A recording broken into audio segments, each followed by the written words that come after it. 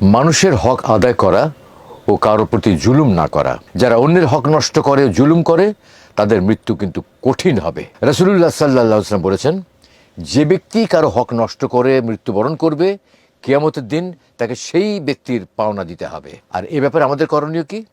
যদি কারো ঋণ বা হক বাকি থাকে, তা পরিশোধ করতে হবে। কারো প্রতি অন্যায় বা অবিচার করা যাবে না। মানুষের সঙ্গে ভালো ব্যবহার করা এবং দয়া প্রদর্শন করা।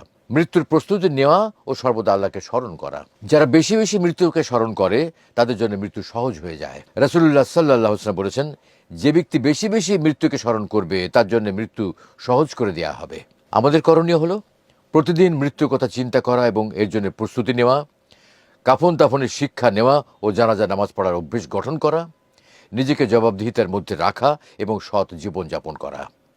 মৃত্যুর যন্ত্রণা এতটাই ভয়ঙ্কর যে মানুষের পক্ষে তা সম্পূর্ণরূপে বোঝা সম্ভব নয়।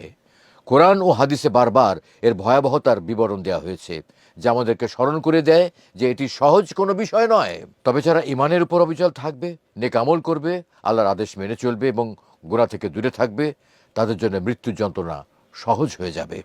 মৃত্যুর আগের প্রস্তুতি ও আল্লাহর দিকে প্রত্যাবর্তনই একমাত্র পথ, যা আমাদের জন্য এই যাত্রাকে মঙ্গলময় করতে পারে।